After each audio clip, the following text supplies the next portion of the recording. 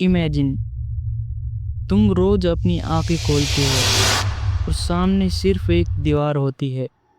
बस चार दीवारें और एक चुप्पी जो तुम्हें निगल लेती है।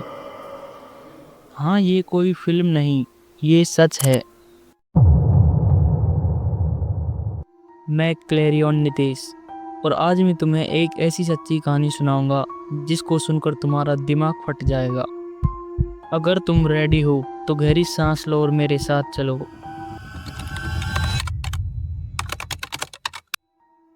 ये कहानी है 1970s की अमेरिका की, जहाँ एक बच्ची से उसका बचपन छीन लिया गया।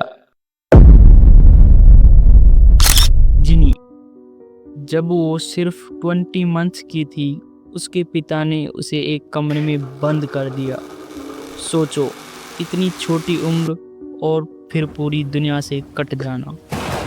जिनी को रोज एक कुर्सी से बांधा जाता, उसे सनलाइट तक नसीब नहीं थी। यही सब उसका रूटीन बनकर रह गया था। खाना खाना और कुर्सी पर चुपचाप बंधे रहना। ये कंट्रोल प्यार नहीं था।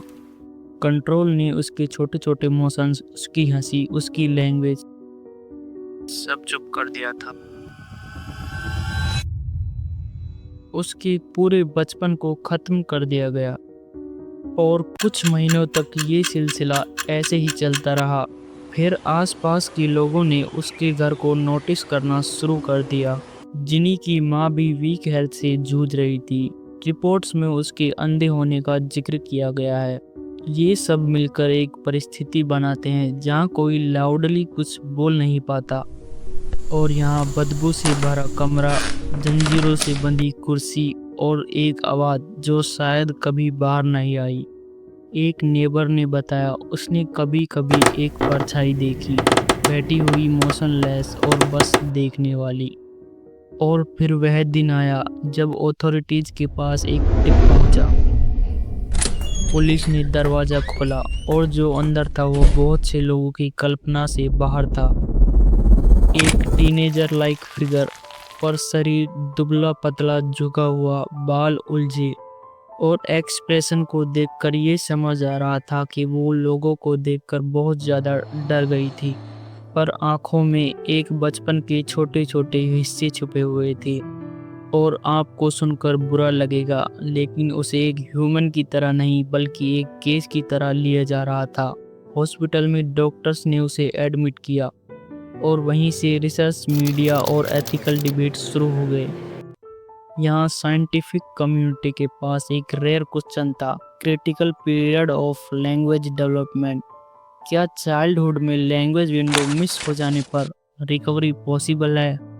रिसर्चर्स उसे लगातार बोलना और लिखना सिखा रहे थे, लेकिन साथ ही एथिकल टेंशन भी थी। कैमरास, पेपर्स, कॉन्फ्रेंसेस और जिनी की प्राइवेसी वो थी ही कहाँ। मैं ये नहीं कह रहा कि साइंस बेकार है, पर जब क्यूरियोसिटी बढ़ती है तो उसकी कीमत किसी मासूम को चुकानी पड़ती है। कुछ रिसर्चर्स जेन्युइनली केयर करते थे तो कुछ को सिर्फ मीडिया और स्टोरी चाहिए थी। और बीच में एक बच्ची जिसका हीलिंग प्रोसेस कमर्शियल और एकेडमिक डिमांड्स से प्रभावित हुआ। तुम क्या सोचते हो, क्या नॉलेज के लिए बाउंड्रीज होनी चाहिए? Reply in comments. जिनी अभी धीरे धीरे कुछ शब्द बोलना सीख ही रही थी कि फंडिंग खत्म हो गई। उसे जो केयर मिल रही थी वो कंसिस्टेंट नहीं थी। और जिनी को फोस्टर होम भेज दिया गया, जहां उसे फिर से अब्यूज झेलना पड़ा। यहाँ सिस्टम फेल हुआ, लीगल, मेडिकल, सोशल, और इन फेलियर्स ने जिनी की प्रोग्रेस को रोक दिया। जब सोसाइटी फेल करती है तो सबसे ज़्यादा वल्नरेबल सफ़र करते हैं। आज की रिपोर्ट्स अलग अलग हैं। कुछ कहते हैं केयर फैसिलिटी में है तो कुछ कहते हैं आइडेंटिटी प्रोटेक्टेड है। लेकिन लोकेशन से ज़्यादा इम्पोर्टेंट यह है उसकी कहानी ने हमसे क्या मांगा। Attention, responsibility. कितने बच्चों का रोना अनसुना रह जाता है? ये सवाल हमारे आसपास है, शायद अभी भी। आपका छोटा सा एक्शन डिफरेंस बना सकता है। इस कहानी से हमें क्या सीख मिलती है? पहली, बचपन की देखभाल कोई चॉइस नहीं होती, ये हर बच्चे का हक होता है।